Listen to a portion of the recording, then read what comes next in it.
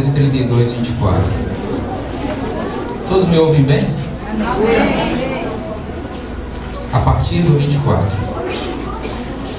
E Jacó ficou sozinho. Então veio um homem que se pôs a lutar com ele até o amanhecer. Quando o homem viu que não poderia dominá-lo, tocou na articulação da coxa de Jacó, de forma que lhe deslocou a coxa enquanto lutava. Então o homem disse: deixa-me ir, pois o dia já desponta. Mas Jacó lhe respondeu: não te deixarei ir, a não ser que me abençoes.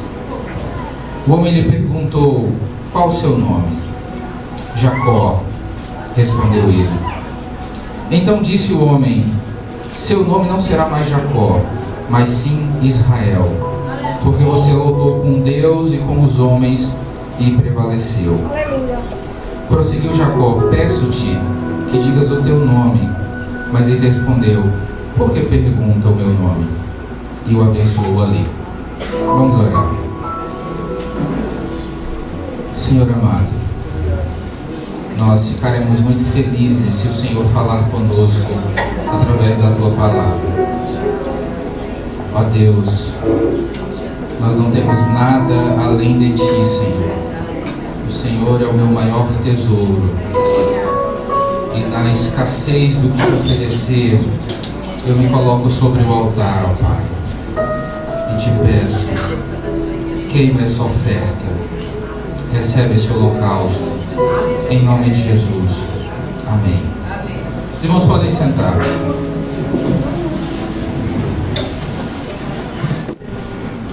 Essa luta que nós lemos aqui aconteceu num trecho do Rio Jordão, conhecido como o Val de Jaboque.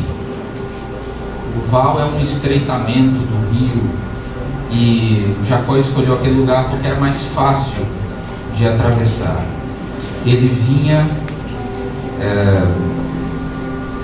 da terra do seu parente Labão, aproximadamente 15 anos depois de ter saído de casa. Aproximadamente, talvez um pouco menos, talvez um pouco mais. É certo que ele trabalhou 14 anos. Então, depois de 14 anos, ele decidiu voltar para a sua casa. Nessa mensagem, nesse texto, é um texto conhecido, provavelmente os irmãos já devem ter ouvido diferentes mensagens a respeito dessa palavra. Mas nós vamos nos prender ao único tema dessa passagem, que é exatamente a luta de Jacó. Amém? Amém. E quando nós lemos esse texto, nós nos perguntamos,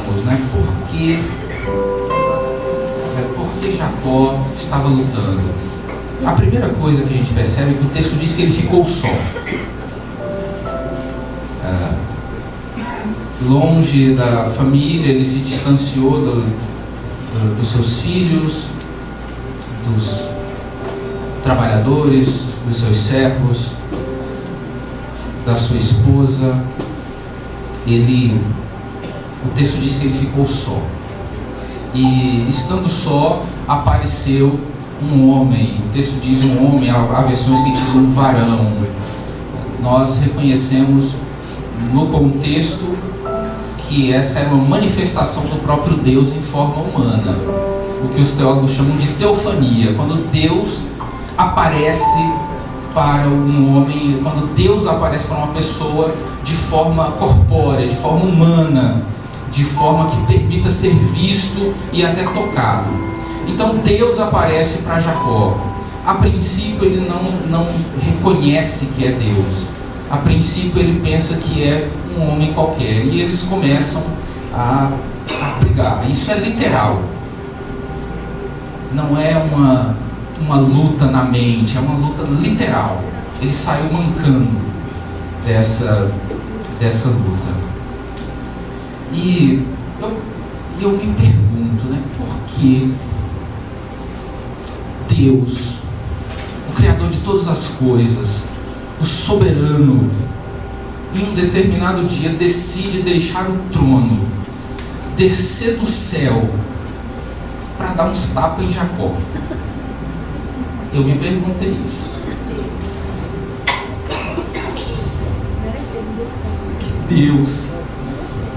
Deus poderia ensiná-lo de muitas formas, né? Escolheu dar uns tapas em Jacó.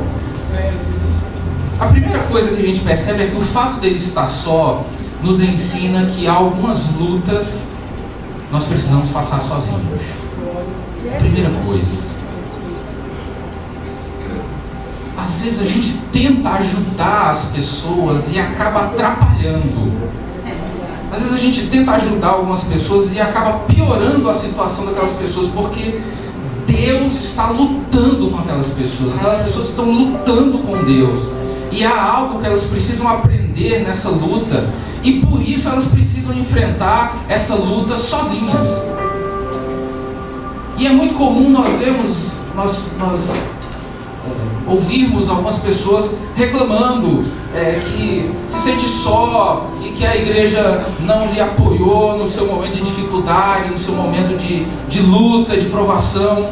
Mas, sinceramente, nós não sabemos se esta companhia era o ideal para você. No caso de Jacó, o texto deixa claro que a luta só começou quando ele estava só. A família dele não tinha nada a ver com a luta dele. Os empregados dele não tinham nada a ver com a luta dele. Os parentes dele não tinham nada a ver com a luta dele. A luta era entre ele e Deus. Aleluia. Então, não reclame quando você se sentir só. Não reclame quando nas lutas que você estiver enfrentando, você não ter o apoio de ninguém que você perceba, que você esperava ter o apoio daquela pessoa. Há lutas que nós verdadeiramente precisamos enfrentar sozinhos. Isso não é uma desculpa para nós, como igreja, negligenciarmos o apoio e a ajuda para os nossos irmãos. Nosso dever é ajudar. O que eu estou dizendo é que aquilo que Deus tem com algumas pessoas é ela e Deus. E por mais que você tente ajudar, você não vai conseguir fazer absolutamente nada, porque ela está só com Deus. A sua presença, a sua companhia, o seu ombro amigo não vai fazer muita diferença. Então, entendam bem o que eu estou querendo falar. Ajude os seus irmãos todas as vezes que você puder ajudar. Isso é bíblico. O apóstolo Tiago diz isso na sua carta. Se você pode fazer o bem e não faz, você comete pecado. Então faça o bem. Ajude seu irmão. Mas se você não receber a ajuda de alguém, não murmure. Você está só com Deus. Você precisa lutar essa luta sozinho. Então, entendido isso, nós vamos ser objetivos. Entendido que algumas lutas nós precisamos estar sós, eu me pergunto por que Jacó estava lutando? Por que nós estamos lutando? Por que nós passamos por algumas lutas eventualmente? E não só o porquê estamos lutando, não só porque estamos passando por luta, mas a pergunta mais importante: com quem nós estamos lutando?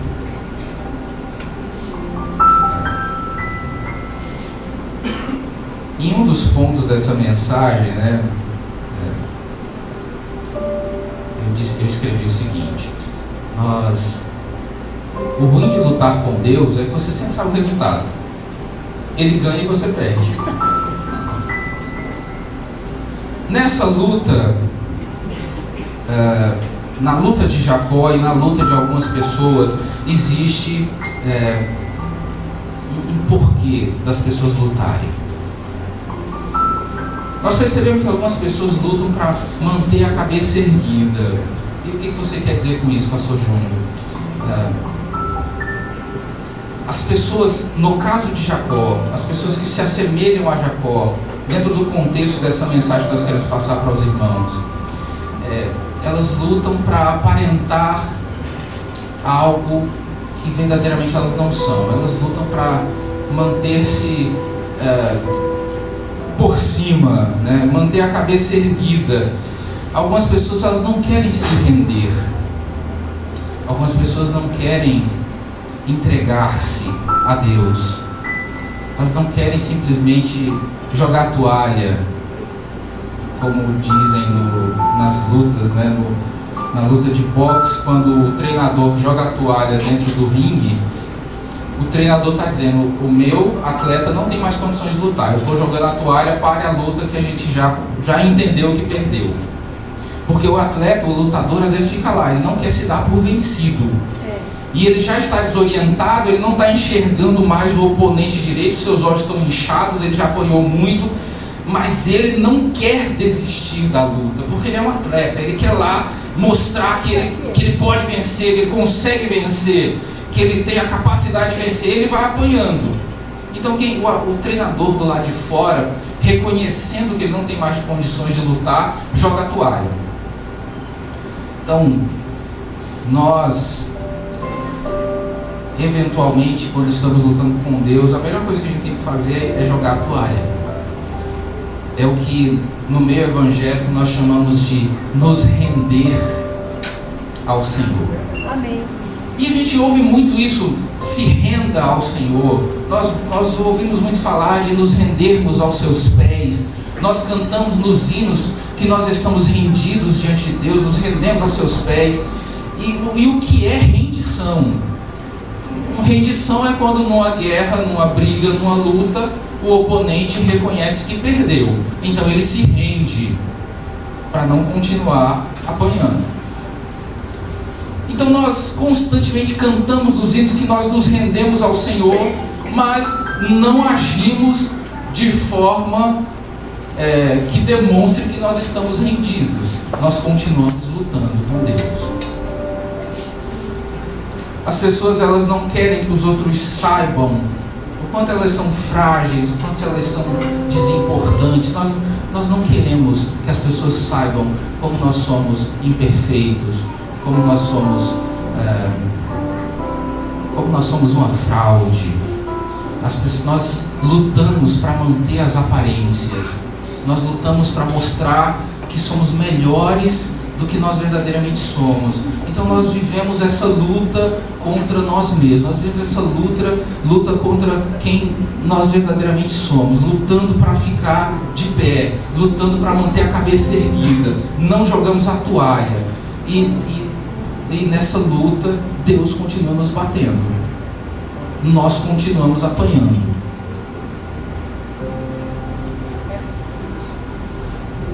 Nós tentamos esconder o nosso estado interior, né? Nós tentamos mascarar e disfarçar a nossa pobreza. Jesus fala para a igreja de Laodiceia no Apocalipse: você é pobre, miserável, cego e nu. E sabe qual era a visão da igreja a respeito dela mesma? Rico sou, estou abastado. A visão que a igreja de Laodiceia tinha a respeito dela mesma é que estava tudo bem.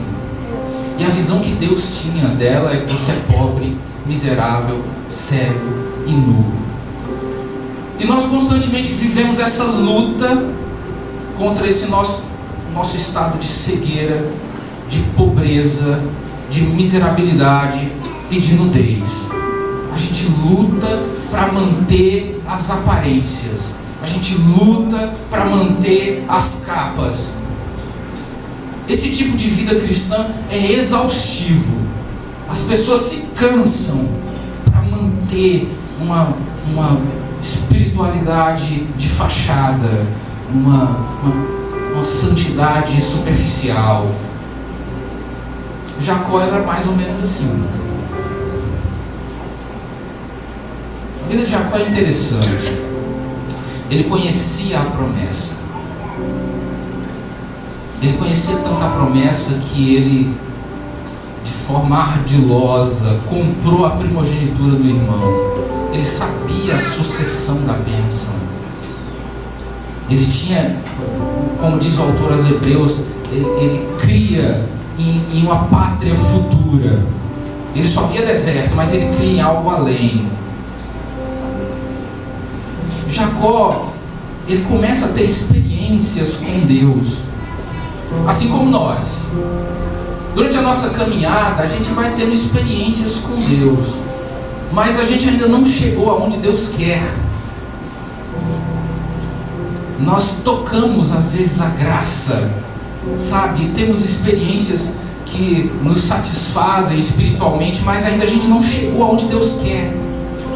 Jacó era mais ou menos assim, ele fugindo do seu irmão Esaú, ele se deita com a cabeça numa pedra no deserto, e em sonho Deus abre os céus para ele, e ele vê anjos subindo e descendo por uma escada, e ele chama aquele lugar de Betel, casa de Deus. E ele faz uma promessa: a partir de hoje, se o Senhor me abençoar, eu darei o dízimo de tudo. Então a gente percebe que havia um compromisso de Jacó com a religiosidade. Ele conhecia o que ele precisava fazer, ele era neto de Abraão, ele era filho de Isaac, ele conhecia a Deus em um certo nível. Ele conhecia a Deus, mas ele ainda não era o servo de Deus que Deus esperava que ele fosse. Jacó não estava pronto, ele não estava completo. Ele precisava tratar de áreas da vida dele que ainda não estavam saradas. Parece com a gente, não é? A gente dá o dízimo, a gente participa do coral, nós participamos das atividades da igreja, do departamento, mas por que nós estamos lutando? Com quem nós estamos lutando? Que luta é essa que a gente está enfrentando? O que Deus está querendo nos ensinar? E esse negócio, infelizmente, não é como uma faculdade que tem data para você começar e data para você terminar. No caso de Jacó, ele passou 14 anos, no mínimo, para aprender essa lição que ele está aprendendo aqui nessa noite. 14 anos. Parece com a gente, né? Olha só como a gente é parecido com Jacó e não sabia, né? Alguns de nós faz uns 5 anos que está em luta. Alguns de nós faz uns 10 anos que está em luta. Alguns de nós faz uns 15 anos que está em luta, porque ainda não aprendeu algumas coisas que precisam ser aprendidas. Então, neste dia em que Deus decide descer do céu para espancar um homem, é o grande dia de Jacó, é o grande dia da mudança, é o grande dia da virada. E Jacó aprendeu o que ele tinha passado tantos anos para aprender. Nessa noite, nessa madrugada, o anjo, essas manifestações de Deus em forma corpórea eram chamadas no Velho Testamento de o anjo do Senhor. O anjo do Senhor é Jesus. Jesus é Deus. Então é uma manifestação do próprio Deus aqui. Então o Senhor diz uma frase para Jacó. Presta atenção na sutileza dessa frase. Eu vou parafrasear para ficar mais fácil a gente entender. Jacó, está amanhecendo e eu preciso ir embora. Por que ele diz isso? Qual o problema que Deus tem com o amanhecer? Deus nenhum. Não tem problema nenhum com amanhã. Quem tinha problema com amanhã era Jacó. Quando Deus alerta Jacó sobre o amanhecer, é como se ele dissesse o seguinte: Jacó, o dia está raiando, e quando o dia raia, quando amanhece, o que as pessoas fazem? Elas começam as suas atividades diárias, elas começam a trabalhar. Então é como se Deus dissesse para Jacó o seguinte: Jacó, está amanhecendo e você precisa voltar à sua rotina. Está amanhecendo e você precisa voltar às suas atividades. Está amanhecendo e você precisa fazer aquilo que você faz todas as manhãs. Não é isso que você tem feito todas as manhãs durante esses últimos 15 anos, ou esses últimos 14 anos? Então, Jacó. E aí eu pergunto para os Jacós que estão aqui na igreja: amanhã é segunda-feira. E aí você precisa fazer exatamente a mesma coisa que você faz todas as segundas-feiras, não é verdade? Você precisa voltar para a sua rotina. A rotina que você repete há 14 anos. A rotina que você repete desde que você nasceu. Com pequenas variações. Tem um período que você vai para a escola, outro período que você vai para o trabalho. Mas toda segunda-feira você tem as suas atividades, você tem a sua rotina a cumprir. Então Deus alerta Jacó: Jacó, não está amanhecendo? Você não tem o que fazer? Você não tem atividades a cumprir? E aí talvez Jacó tenha parado pela primeira vez depois de tantos anos para entender o que Deus está falando com ele. A partir desse momento, ao perceber que aquele ser não se feria, ao perceber que aquele ser não se cansava, ao perceber que ele só apanhava e não conseguia bater, ele percebeu que aquele ser não era um homem normal. Então a cabeça dele volta a funcionar diante dessa pergunta: como é que alguém está me espancando aqui, né, por horas consecutivas, e ele pergunta para mim: já está amanhecendo, né? Eu vou embora agora. Que tipo de pergunta é essa que se faz para alguém que está apanhando? É o tipo de pergunta que não se faz para quem está apanhando. Aí você está espancando alguém e você diz para ele: olha, já vai amanhecer, eu preciso ir embora, né? É uma pergunta que não está aqui de graça. É uma pergunta que não está aqui por acaso. Deus está chamando a atenção de Jacó: Jacó, vai amanhecer. E será que nessa manhã você vai repetir a mesma coisa que você tem feito todos os anos da tua vida? É só mais um dia que está amanhecendo para você, Jacó? Será que nada vai mudar na sua vida? Será que não tem mudança? Será que não tem melhora? Será que não tem aprofundamento? Será que não tem crescimento de intimidade com Deus na tua vida? Será que amanhã vai ser só mais uma segunda-feira? Não sei se era segunda. Essa segunda-feira eu estou falando para nós. Será que amanhã é só mais uma segunda-feira, Jacó, que você vai tomar as suas atividades cotidianas e rotineiras mais uma vez? Aí diante da pergunta, Jacó para. E ele diz: eu não te largo enquanto tu não me abençoares. Aleluia!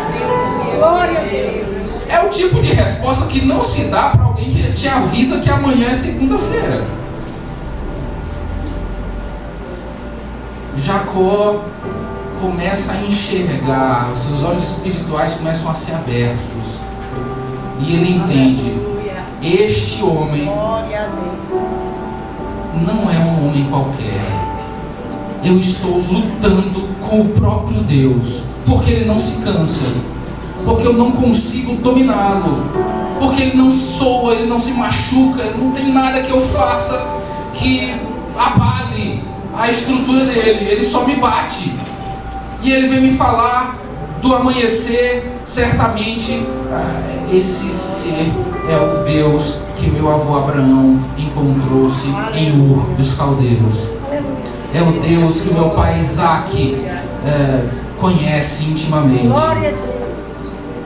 E eu não posso perder a oportunidade.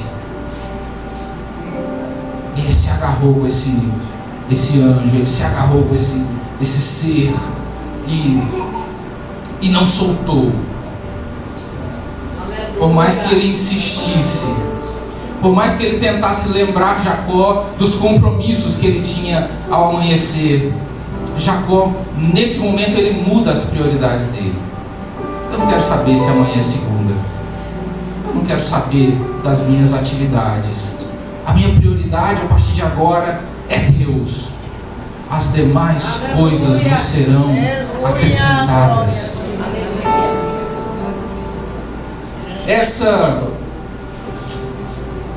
Esse reconhecimento de com quem ele lutava foi seguido de um outro reconhecimento.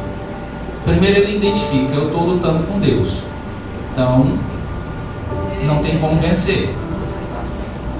Eu vou continuar perdendo, eu vou continuar apanhando. Gostaria muito que vocês reconhecessem com quem vocês estão lutando. Porque se vocês reconhecerem que estão lutando com Deus, é melhor desistir logo. Ele vai vencer. Aleluia. Então, se renda, entregue-se, confia nele, sabe? Desista da sua opinião e comece a viver a opinião dele. Desista dos seus planos e comece a viver os planos dele. Pare de lutar com ele. Ele conduz você numa direção, você vai para outra. Então você está lutando com ele.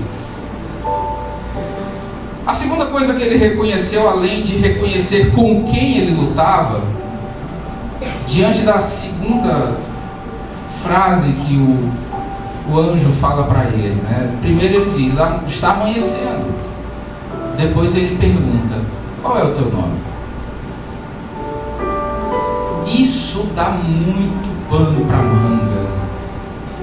Esse é o tipo de pergunta que admite muitas respostas, sabe? Quando alguém pergunta quem você é, a sua resposta depende de quem perguntou.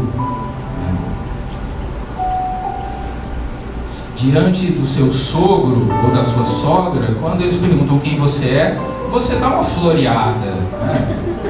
Você dá uma enfeitada na resposta. Diante de um juiz, né?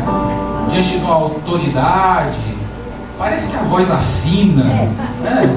E a sua resposta já é outra, né? Sim, senhor, doutor, eu sou fulano de tal. Vossa Excelência, né?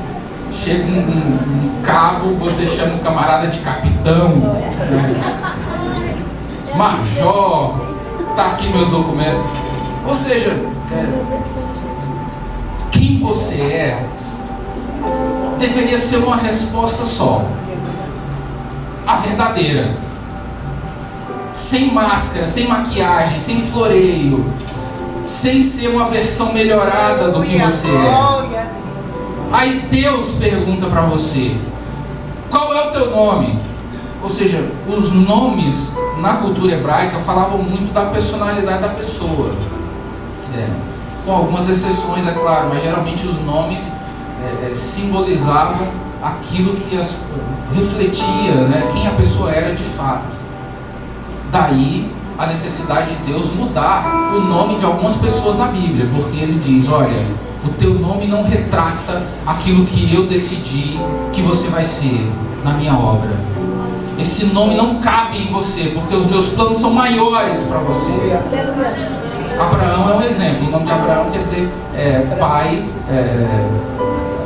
aumentado, né? Abrão quer dizer pai aumentado. E Abraão quer dizer pai de uma nação, pai de uma multidão, de nações. Abraão é pai aumentado, mas eu estou falando certo. Abrão? Acho que a tradução é essa. Então também quer dizer pai, só que um pai, né? Não é aquele pai de Abraão, né? Então quando Deus muda o nome de uma pessoa, Deus está querendo dizer o seguinte: aquilo que eu tenho para você é maior. Não cabe na pessoa que você é agora. Aquilo que eu tenho para você não cabe em você como você é agora. E aí Jacó precisa reconhecer, diante da primeira pergunta, a sua decisão, diante da primeira afirmação de Deus, a sua resposta foi boa, né? Ó, Jacó, está amanhecendo. Ele diz: eu não te largo, enquanto não me abençoares. Diante da segunda frase, qual é o teu nome? Ele, sem pensar duas vezes, ele responde: Meu nome é Jacó. E para quem já conhece, eu não vou perder muito tempo nesse ponto, que é um ponto que já é explorado em muitas mensagens que os irmãos talvez já tenham ouvido. Jacó quer dizer enganador, suplantador. A palavra, a sua raiz mesmo, originalmente, quer dizer aquele que segura no calcanhar. E isso, naquela época, tinha um significado da pessoa traiçoeira. É a pessoa que puxa o tapete dos outros.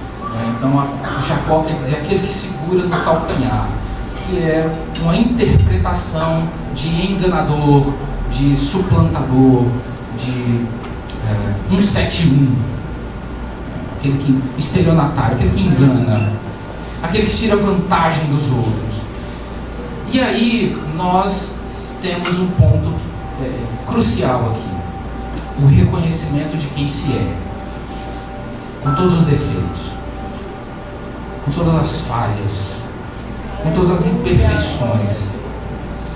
Não adianta, Deus ele é onisciente. Não tente parecer para Deus algo que você não é. Isso incomoda. Não tente usar máscaras diante de Deus. Isso irrita. Isso desagrada. Seja sincero diante de Deus. Faça exatamente como Jacó. Jacó era um homem que tinha várias falhas no seu caráter. E aí nesse momento, nesse encontro com Deus, ele joga a toalha. Ele se rende. Ele reconhece. Ele faz aquilo que Deus estava esperando ele fazer durante toda a vida dele. Talvez algumas pessoas aqui Deus está esperando que ela tome alguma atitude há muitos anos e ela não toma. Ela continua lutando com Deus. Nesse momento ele diz, ele escancara a sua natureza, o seu interior. Ele diz: eu sou o enganador, mas mesmo assim eu quero ser abençoado. Diante da segunda resposta, Deus fala para ele: pois você não se chamará mais Jacó, mas Israel. Há mais de 200 profecias sobre Israel na Bíblia. O nome dele ficou conhecido como o nome do povo de Deus. O nome dele se tornou muito maior do que qualquer Jacó poderia esperar. O nome de Israel quer dizer... eu encontrei duas traduções possíveis. A que eu considero a mais correta é que Isra quer dizer prevalecer e El quer dizer Deus. Ou seja, o nome Israel seria traduzido de forma livre como Deus prevalece. A palavra Sar quer dizer príncipe, sem o is no começo, sem o i no começo, só Sar, quer dizer príncipe, assim como Sara quer dizer princesa, feminino. Então alguns tradutores, alguns comentaristas associam esse Sar a príncipe. Então talvez sejam as três palavras, né? Príncipe, prevalece e Deus, não sei, mas eu me sinto mais confortável com a tradução Deus prevalece. Aleluia. E aí você vê, Deus admite, esse camarada é valente, né? Eu bati nele e mesmo assim ele se agarrou comigo. Eu lembrei a ele das responsabilidades que ele precisava tomar pela manhã, mas ele continuou agarrado comigo. Aleluia. Mesmo tendo apanhado, ele não me largou. Mesmo tendo lutado comigo, ele continuou comigo. Aleluia. Deus olha para Israel e disse: nem quando ele passa pela luta, ele me abandona. Aleluia. Nem quando sou eu que estou causando a dor dele, ele me deixa. Ele continua comigo. Ele não merece ser só um Jacó. ele tem que ser Israel, o príncipe de Deus. Mas o nome revela, na verdade, quem venceu, né? O nome diz: Deus prevalece. Você apanhou corajosamente, Jacó, mas é Deus quem prevalece. Aleluia! Glória a Deus. Aleluia! A mudança do nome de Israel marca a mudança da vida de Israel. Sendo bem prático, Deus estipulou uma condição para abençoar Israel. A condição é: reconheça quem você é, confesse os seus pecados. Depois que Jacó fez isso, Deus o abençoou. Isso quer dizer rasgar as máscaras. Qualquer pessoa que tem as suas máscaras rasgadas diante dos outros descobre que é só um mendigo de coração diante de Deus. Jacó se expõe, ele é sincero diante de Deus. Pela primeira vez na vida, ele tira todas as máscaras, ele é transformado, até no seu nome. Nós precisamos aprender a ser humildes e nos render diante de Deus. Não tem para que a gente continuar lutando para aparentar ser alguém melhor do que nós somos. Nós precisamos nos colocar sobre o altar. Quando a gente não tem mais nada para oferecer para Deus, quando todos os recursos se esgotaram, sabe, você não tem mais nada, a única coisa que você pode colocar sobre o altar é você mesmo. Faça como o pai de Jacó: se deite sobre o altar, se ofereça como holocausto, como sacrifício. E Deus o abençoou ali. Para finalizar, Deus quer nos ensinar alguma coisa. A luta é didática. A luta tem um motivo para existir. Nós precisamos aprender alguma coisa. Quanto mais rápido você aprender, mais rápido você vai sair da luta. É prático. Se nós verdadeiramente entendermos quem nós somos, o que Deus espera de nós, e simplesmente confiarmos, nos largarmos na mão dele, desistindo completamente de lutar contra a sua vontade, contra os seus projetos e planos para a nossa vida, quando nós pararmos de fazer aquilo que o próprio apóstolo Paulo fez. No livro de Atos, Lucas registra o encontro de Paulo com Jesus no caminho para Damasco. Paulo está lá com a sua comitiva, ou andando, ou a cavalo, e Jesus aparece para ele e diz: Saulo, Saulo, por que me persegues? E aí Saulo diz: quem és tu a quem eu persigo? Eu sou Jesus, a quem tu persegues. Aí Jesus diz uma coisinha para ele que me dói na alma toda vez que eu leio: Paulo, duro te é recalcitrar contra os aguilhões. Ou seja,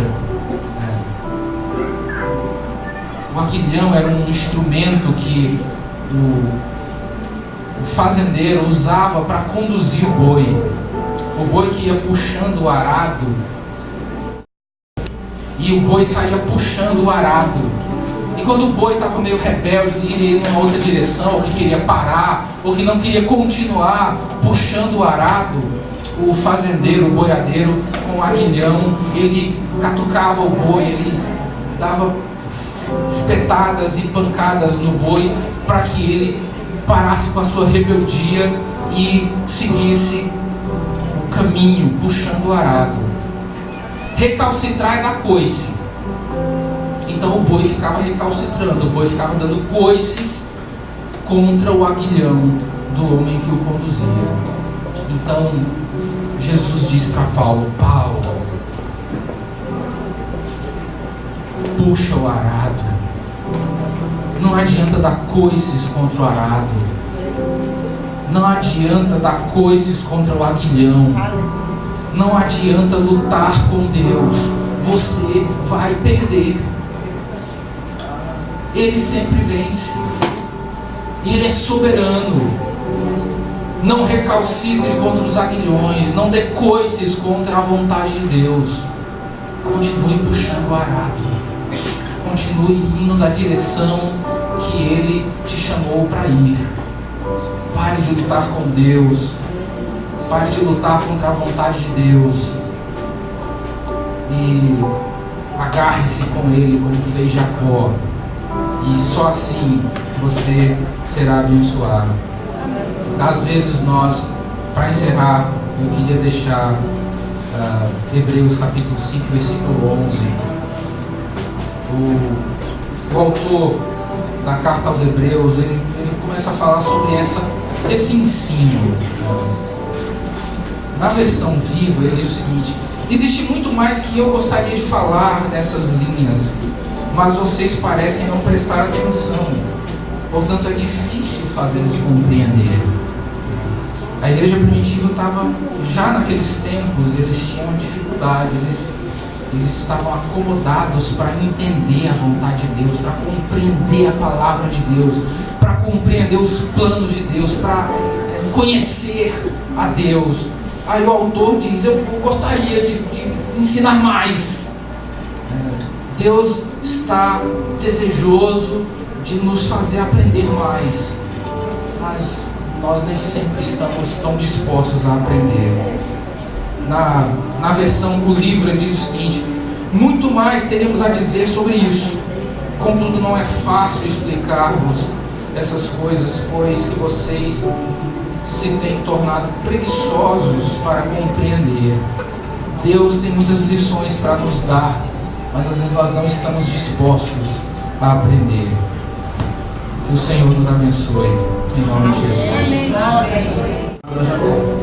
Amém. Deus está repetindo novamente, porque com certeza Deus tem cuidado de nós. Ele se preocupa conosco, né? Quando perguntou: qual é o seu nome? Eu posso dizer: meu nome é ignorante. Eu posso dizer: meu nome é ignorante, eu sou ignorante. Qual é o seu nome? Bruto. Eu posso dizer: sou bruto. Qual é o seu nome? Mal-humorado. Já pode dizer qualquer coisa. Mal-humorado. Qual é o seu nome? Ah, eu sou trapaceiro. Ele falou que era trapaceiro. Então, irmãos, nós temos que falar sobre o que nós somos. Amém? Quando nós abrimos nossos corações para Deus, com certeza as bênçãos é derramadas sobre nossas vidas. Amém, nosso pastor? E tem uma outra lição que a gente aprende com Jacó. Porque existe uma diferença em conhecer e aprender. Conhecer é quando eu leio, eu estudo a palavra, sou conhecedor da palavra. Agora, aprender é quando eu vivo essa palavra. É quando eu resolvo verdadeiramente, como Jacó ali resolveu aplicar e disse assim: olha, eu conheço, eu aprendi, né? Aliás, eu conheci, eu tive essa sabedoria, do conhecimento desde família, do tal do Deus de Israel, do Deus, né, dos meus pais, Deus de Abraão, mas eu agora quero aprender. Então, quando ele abriu o coração dele naquela luta ali, ele já estava dizendo assim: sabe, pastor Júnior, eu estou disposto a partir de hoje, com quem chegou aqui nesta noite, para entender o que Deus está falando, mais ainda, é se esvaziar de si mesmo, do que você, de todo o seu passado, e dizer: não, de hoje em diante, eu estou disposto, mesmo ferido, mesmo mancando, porque Jacó ficou assim, né? Mesmo com as consequências desse aprendizado com Deus, eu estou disposto. E é o que Deus tem perguntado nesta noite para mim e para você. Você está disposto a viver uma nova vida com Deus? De hoje, eu estou falando de hoje é domingo, estamos no ano de 2018, eu acho. Tem hora que eu esqueço o ano, tem hora que eu penso que eu estou lá no 16, mas nós estamos no 18, estamos perto do 20 já, gente. O mundo está passando, as coisas estão passando, mas a palavra de Deus permanece para sempre. E é ela que nos ensina a aprender. Quem está disposto nesta noite a aprender mais de Deus, levante a tua mão e dá glória para Ele. Abrir o coração, entrar nessa peleja. Se você quer, tem que tomar essa atitude. Quem tem que tomar essa atitude é cada um que está aqui nessa noite. Tem gente que está querendo viver pela fé dos outros, pela fé da família, né? Ele poderia viver ali pela sua história de vida, por quem ele veio, a sua genealogia. Mas não, ele tinha que ter um encontro com Deus que ele ouviu falar, com Deus que ele conheceu através das suas famílias, das pessoas. Mas teve uma hora que ele encontrou ali e disse: agora o negócio está diferente, vai mudar. E é assim que você está aqui nessa noite, tem que mudar na sua vida. Dá uma perguntada, aponta o dedo aí no rosto do teu irmão, diga: meu irmão está disposto a mudar? Não é só conversa mole e fiada. Se você está disposto a mudar, levanta a sua mão, dá glória para Jesus aqui. É para isso que nós estamos aqui na casa do Senhor, que é para isso que a gente vem para aprender, para ter conhecimento, para poder sair e aprender na vida, no caminhar, no viver, no conhecer. É o que o pastor Júnior falou, que é didaquê, é conhecimento, é estudo, é aproximação, é invocação, e é lutar mesmo. Tem hora que, sabe, tem hora que você vai perder, mas tem hora que você entra na guerra com Deus, mas também tem que entender que não adianta, você vai perder também. Mas diga assim: eu quero perder aprendendo. Aprenda do Senhor. Saia daqui hoje, diga: Deus, pelo amor de ti. Quem fala pelo amor de Deus, né? Pelo amor de Deus. Então para ele tem que dizer: pelo amor de ti, eu quero mais de ti. Eu quero me aproximar mais do Senhor. Eu quero deixar o meu passado ali para trás e daqui vou para frente com autoridade. E viver o Evangelho, sabe o que é, gente? Viver o Evangelho é a gente arrancar de nossas vidas essas impregnações desta terra, do nosso caráter. Foi o que Jacó ali aprendeu e foi mudando o caráter dele. Quando a gente se encontra com Jesus, nosso caráter tem que mudar, meu. O nosso eu tem que sumir. O nosso que não presta tem que jogar fora. Você tem que ir rejeitando você mesmo. Mas rapaz, eu tenho que rejeitar coisa que não presta em mim. Quem vai rejeitar? Então rejeita você todo. Senhor, dá uma renovada aí, porque a palavra tem poder para renovar, a palavra tem poder para reformar, a palavra tem poder para ressuscitar, a palavra tem poder para acabar, a palavra tem poder. E eu vou comer dessa palavra de hoje em diante. Agora, que seja de verdade, que não seja só na conversa mole. Não vá para sua casa e volta para sua rotina medíocre, não. Comece a se zangar. A Bíblia diz: o mundo jaz do maligno. Começa a ter nojo, vontade, ânsia de vômito por esse mundo pecaminoso, e passe a ter desejo de Deus. Comece a desejar Deus, Ele é bom. Aleluia. Cuidado para você não ser a semente que está lançada no meio das pedras. Cuidado para você não ser a semente que foi lançada entre os espinhos ali, está sendo sufocado. Está na igreja, mas está sufocado. Está na igreja, mas está no meio das pedras. E hoje o Senhor te chama para ser lançado numa terra boa. Aleluia, porque ainda tem terra boa. A igreja é terra boa, a palavra é terra boa, a oração é terra boa. Confessar Jesus é terra boa. Dizer que Jesus é o Senhor da tua vida é terra boa. Entregar teu caminho a Ele é terra boa. Aleluia. Eu saio daqui, meu irmão, hoje com essa palavra. Meu Deus do céu. Senão ia ficar só para conversa, só para história, só para conhecimento de quantas coisas Deus não fez com Jacó. Se tornou um Israel. E você também é Israel de Deus.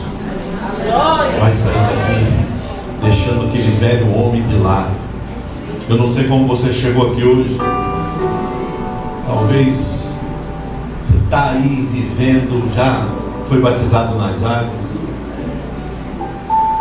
tem a carteirinha, outros não tem, chorou, talvez você trouxe até o seu envelope de dízimo, mas você ainda está Jacó.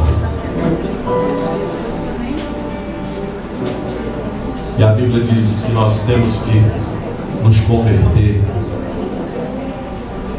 Quando você pensar assim, eu vou me transformar em um Israel a partir de hoje, isso vai requerer muitas mudanças na sua vida. Primeira coisa, some o velho homem, venha o novo homem, venha o Israel de Deus sobre a minha vida. Deixa aqui o Israel sobre a sua vida. Não é vergonha você todos os dias aceitar Jesus, até que uma hora você aceite de verdade. Que você não pode ficar no banco da igreja iludindo a si mesmo, achando que está no caminho correto, que já, mas Deus te chamou para mudar e aceitá-lo como o único e suficiente Salvador de verdade. Posição, não tem, Jesus diz que não dá para servir a dois senhores. Um você vai ter que odiar e o outro você vai ter que amar. Não dá para viver, como diz o outro, um pé lá fora e outro dentro. Ou você decide, e Deus vai te ajudando.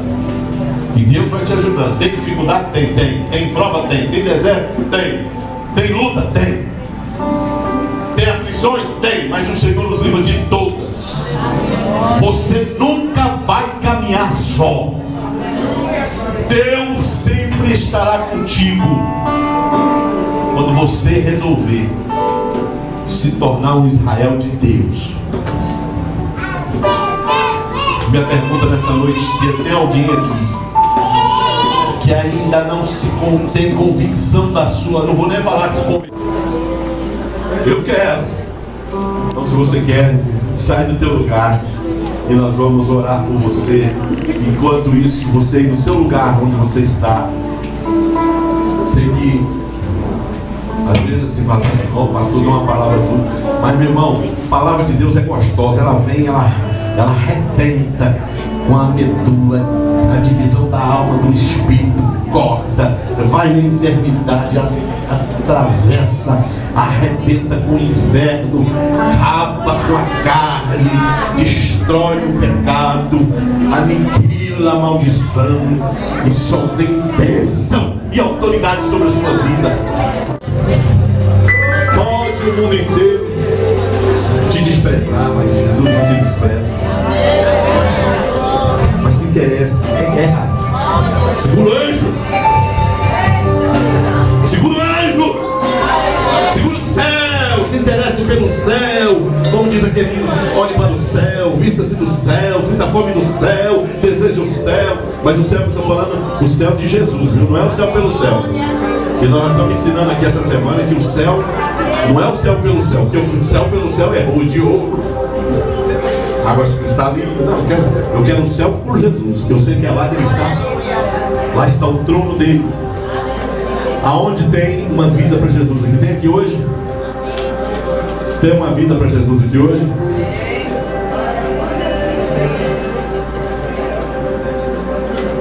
Olha para teu irmão. Diga, vai ter pancada do anjo na sua vida. Se prepare, entendeu? Se prepare, que vai deixar de ser Jacó. Vai deixar de ser Jacó. Curva a tua cabeça. Senhor, nós te louvamos pela tua palavra. Ela é viva. Queremos te adorar. Jesus, nós queremos declarar nessa noite que nós somos transformados pelo teu sangue, pelo teu sacrifício. Quando declaramos que tu és o Senhor da nossa vida, a nossa vida é transformada. Aleluia! Nossos nomes escritos no livro da vida, e essa é a maior alegria. Que a alegria da salvação possa hoje, Senhor, tomar conta de cada vida aqui. A tua graça nos basta. Às vezes chegamos à tua casa querendo isso, precisando daquilo, necessitando disso. Mas quando o Senhor diz: a minha graça te basta, a tua graça, Senhor, está posta sobre as nossas vidas. E nós te adoramos. Quantos nessa noite podem expressar algo de adoração a esse Deus maravilhoso? Fala com Ele, diga para Ele, conte para Ele como é que está o teu grau de interesse por Ele, de amor por Ele, de desejo por Ele. Se não tem, fale para Ele: eu não tenho. Muda meu coração, Senhor.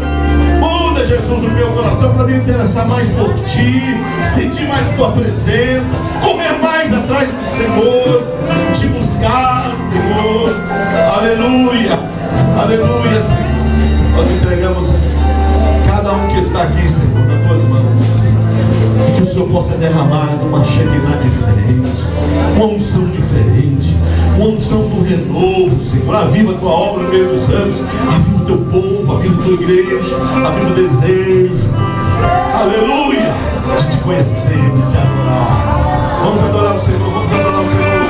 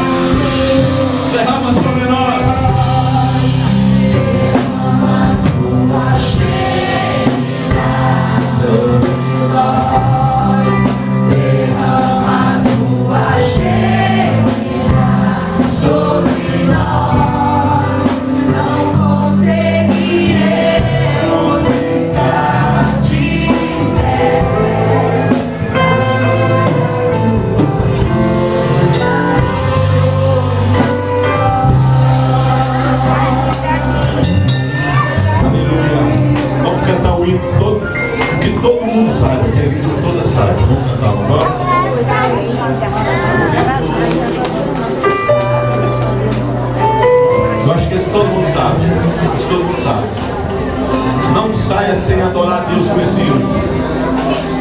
O único que é digno de receber a honra e a glória, a força e o poder. Ao Rei eterno, imortal, invisível, mas real, a Ele ministramos o louvor.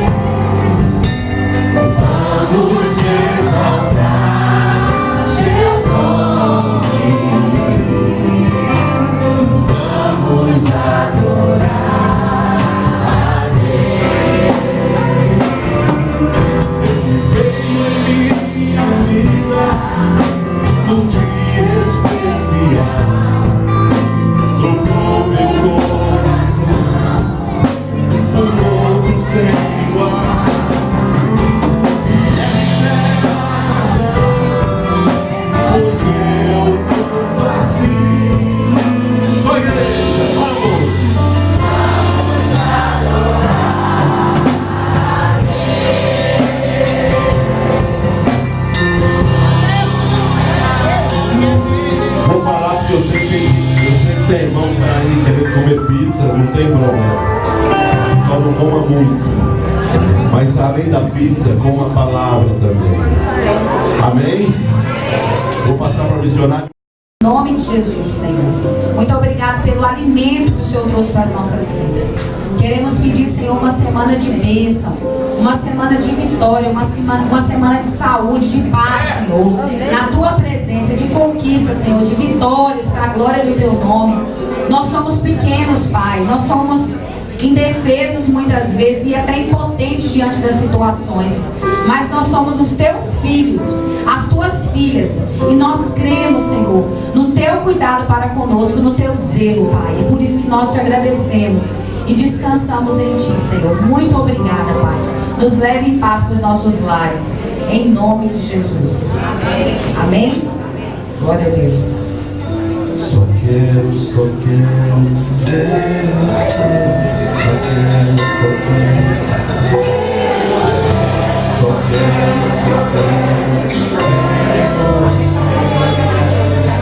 Do amor de Deus, nosso Pai, a graça do nosso Senhor e Salvador Jesus Cristo, as consolações e a comunhão do Espírito Santo seja com Israel de Deus. Você é Israel de Deus. Você é Israel de Deus. Você é Israel de Deus.